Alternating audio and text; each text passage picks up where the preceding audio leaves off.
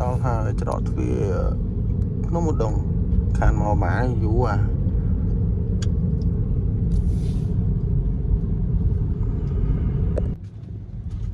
ញាក់សាច់ត្រឹត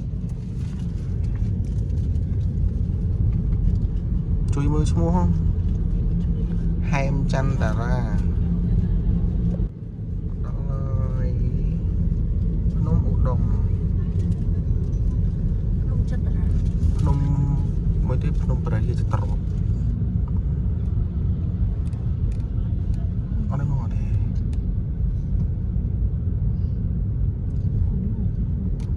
នេះអានោះមកហ្នឹងឆ្វេងដៃហែមច័ន្ទតារាដល់ហើយចូលពូកែចូលអាមុខគេហ្មងចូលផ្សារលេង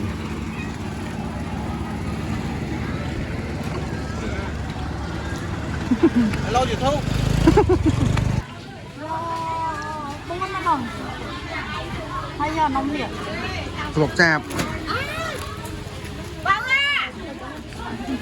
អានេះពីអានេះលក់មិន អូ ដាច់ទៅមកហ្មងហ្នឹង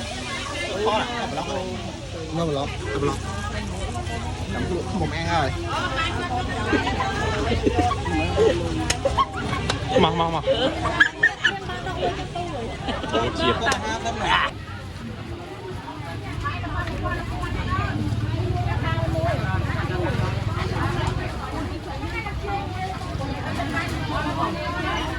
thôi nàn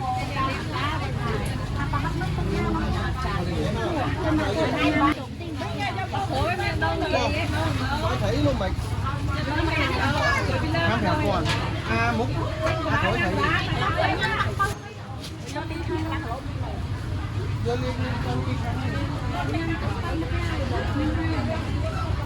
chay ghê đá nó ngầu mà sao mà đang chay kề thấy nông vốn nông man cài lôi bạn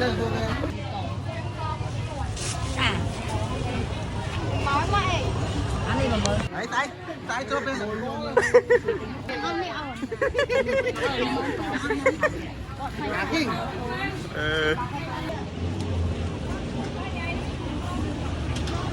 mê không? đây à? Treo à?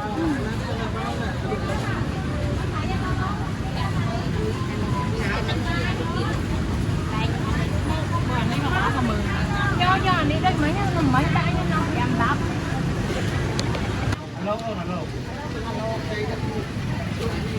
Hello cái chạp sốc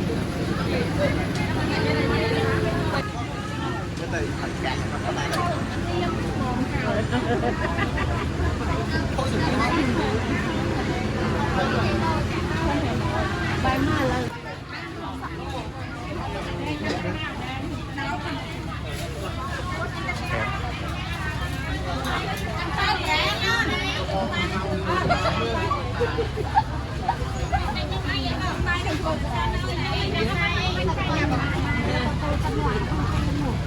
phải đi on bằng tin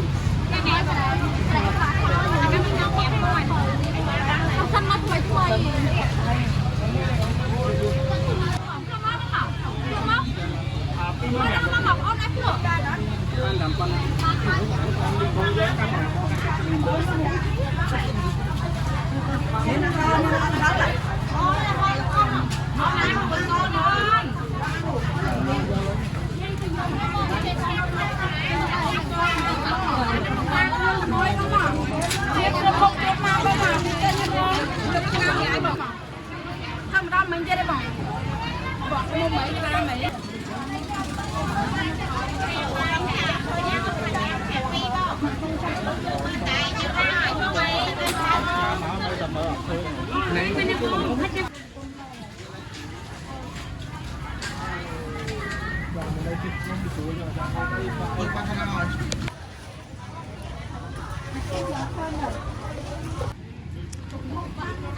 còn đào ba hai vậy nè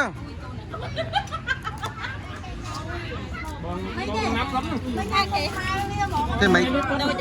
đôi mày mau đây vậy nhóm đăng mấy đám em nữa cái la láng mau đây đúng á.